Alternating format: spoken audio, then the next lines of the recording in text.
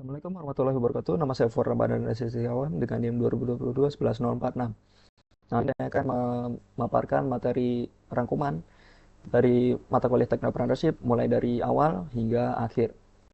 Nah, ini kita dimulai dari sosok Technopreneur plus Product Service.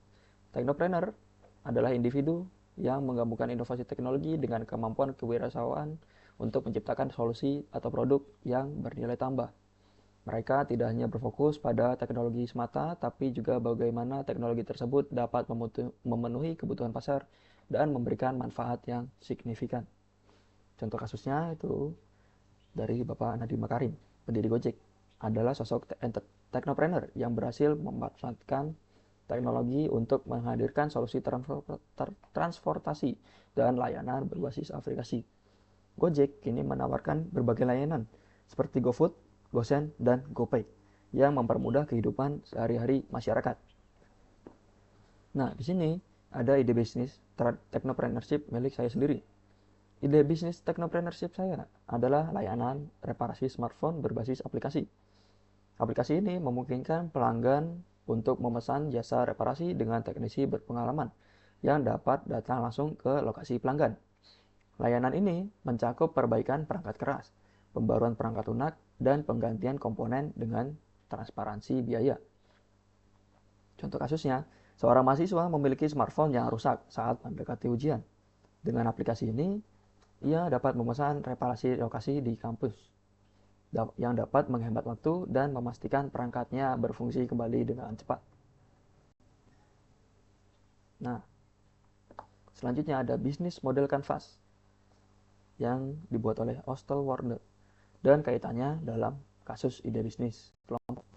Di mana bisnis model canvas atau BMC adalah alat strategis untuk merancang, menganalisis, dan mengelola model bisnis. Dalam ide bisnis kelompok kami yaitu layanan pengelolaan sampah berbasis teknologi. BMC membantu mengidentifikasi segmen pelanggan, nilai proposisi, saluran distribusi, dan struktur biaya. Contoh kasusnya, layanan kami menargetkan perumahan dan apartemen dengan menawarkan aplikasi pengelolaan sampah yang memberikan poin hadiah bagi pengguna. Poin-poin ini dapat ditukarkan dengan voucher belanja.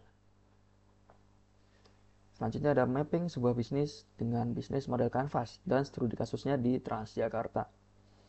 Mapping bisnis Transjakarta dengan BMC mencakup segmen pelanggan atau penumpang umum dengan nilai proposisi transportasi cepat dan aman, saluran halte dan aplikasi, dan lainnya.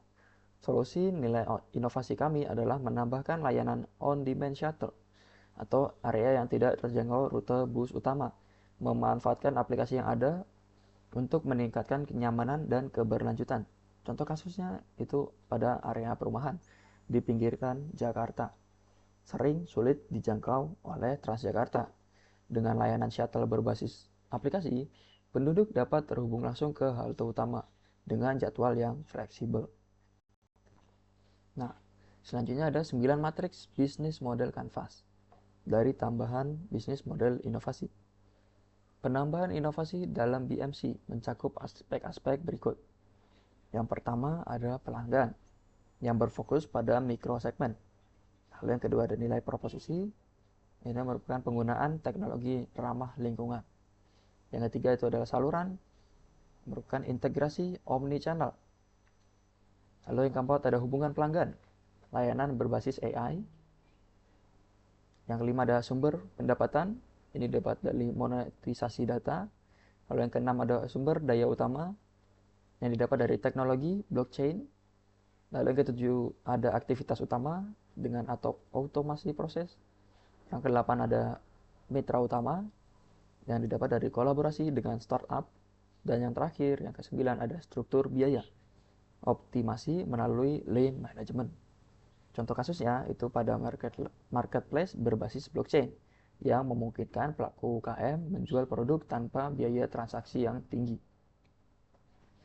Selanjutnya ada Technopreneur, ide bisnis, analisis kekayaan bisnis, dan BMC.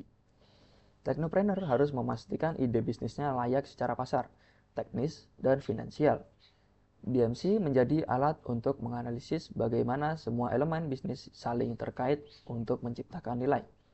Contoh kasusnya, pada layanan sewa sepeda listrik berbasis area aplikasi di area wisata. Studi kelayakan menunjukkan potensi pasar besar, teknologi yang tersedia, dan margin keuntungan yang sehat. Kasus bisnis plan di dalam dunia industri. Bisnis plan membantu perusahaan menentukan langkah strategis. Misalnya startup vintage melancang rencana untuk memperluas pasar ke daerah pedesaan dengan menyediakan akses kredit mikro melalui aplikasi. Contoh kasusnya, seorang petani dapat mengakses pinjaman kecil melalui aplikasi tanpa perlu ke bank dengan mempercepat proses tanam. Selanjutnya ada analisis STP dan tool 7P pada dunia industri. STP atau Segmenting, Targeting, dan Positioning. Serta 7P itu merupakan Product, Price, Placement, Promotion, People, Process, Basic, Evidence. Merupakan alat penting dalam strategi pemasaran. Dalam industri restoran, analisis STP dapat membantu menentukan pasar utama. Sedangkan 7P memastikan elemen bisnis lainnya mendukung strategi tersebut. Contoh kasusnya pada restoran vegan, menargetkan konsumen muda di perkotaan dengan promosi melalui media sosial dan menu ramah lingkungan. Selanjutnya, membuat struktur organisasi dan menyusun manajemen organisasi berdasarkan ide bisnis. Struktur organisasi harus mendukung operasional bisnis yang efisien. Dalam ide bisnis reparasi smartphone, struktur organisasi mencakup CEO, tim teknisi, customer service, dan IT support. Contoh kasusnya, sebagai direktur operasi, fokus saya adalah memastikan teknisi dan customer service bekerja sesuai standar yang ditetapkan untuk menjaga kepuasan pelanggan. Nah, aspek keuangan dalam bisnis plan. Aspek keuangan mencakup analisis biaya, proyeksi pendapatan, dan strategi pendanaan. Dalam ide bisnis layanan pengelolaan sampah, biaya awal termasuk pengembangan aplikasi dan logistik, sementara pendapatan berasal dari biaya pelanggan, berlangganan, dan iklan. Contoh kasusnya, dalam 5 tahun pertama, proyeksi menunjukkan laba bersih meningkat sebesar 20% setiap tahun dengan pengembalian modal dalam 3 tahun. Segitu saja pemaparan rangkuman mata kuliah Technopreneurship dari saya. Kurang lebih mohon maaf, saya pamit undur diri. Wassalamualaikum warahmatullahi wabarakatuh.